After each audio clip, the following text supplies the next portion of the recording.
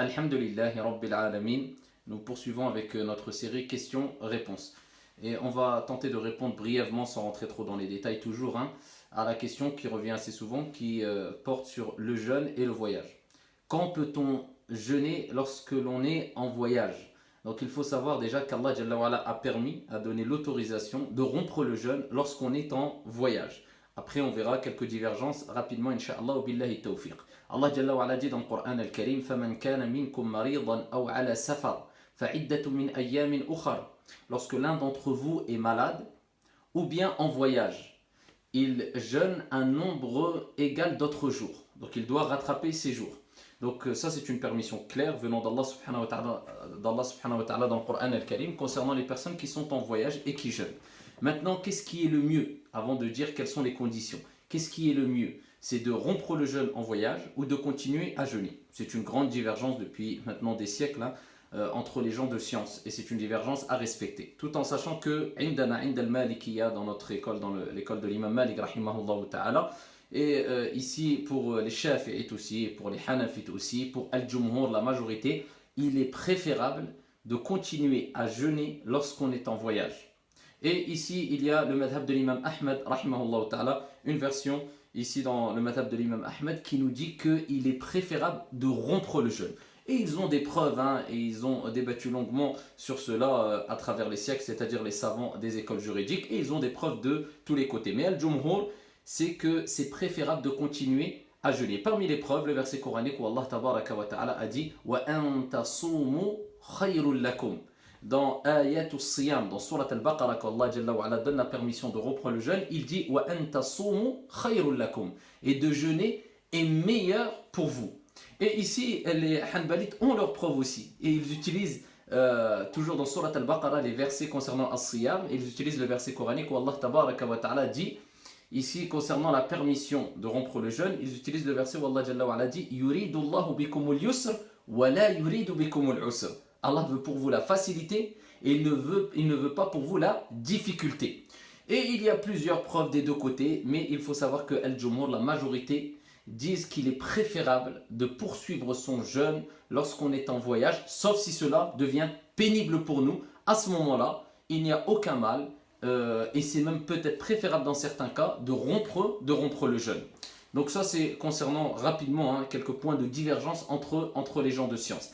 Tout en sachant qu'un hadith qui est à retenir, qui est important, c'est un hadith rapporté par l'imam al-Bukhari, et qui est relaté aussi dans Al-Muwatta de l'imam Malik rahimahullah ta'ala, selon Anas radiyallahu anhu arda, qui a dit Safarna ma'a rasulillahi alayhi salatu wa salam fi Ramadan. Regardez le comportement des compagnons. Il dit on a voyagé avec le prophète alayhi salatu wa salam pendant le Ramadan. Falam ya'ibi as-sa'im 'ala al-muftir wa la al-muftiru 'ala as-sa'im. Et il dit celui qui était en jeûne ne reprochait rien du tout à celui qui avait rompu le jeûne pendant le voyage.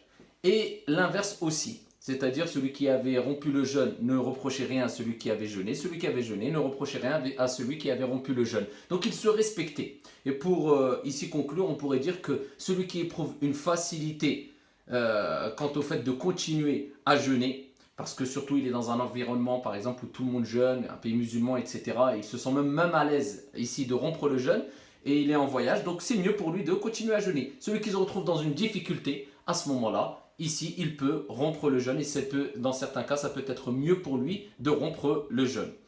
Et pour terminer, quand on peut rompre le jeûne en voyage? Eh bien, c'est simple. Je vous renvoie à la vidéo que j'ai faite concernant le raccourcissement des prières, al-qasr. À partir de quel moment, quelle distance et quelle période, eh bien, on peut réduire les prières? Eh bien, c'est le même cas pour as-siyam. À partir du moment où il t'est autorisé de réduire les prières, il t'est autorisé aussi de rompre le jeûne.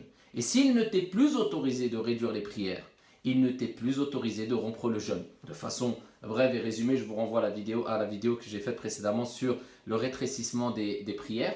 Eh bien, à partir du moment où tu as mis l'intention de quitter ton domicile, tu as quitté ton domicile, la ville, et tu as dépassé 80-81 km approximativement, eh bien, à ce moment-là, tu as le droit de rompre le jeûne. Et quand tu arrives à destination, mais tu n'es pas toujours considéré comme résident, et tu restes moins de 4 jours complets, à ce moment-là, tu peux rompre le jeûne. Si tu dépasses les 4 journées complètes, eh bien, tu ne peux plus ici rompre le jeûne.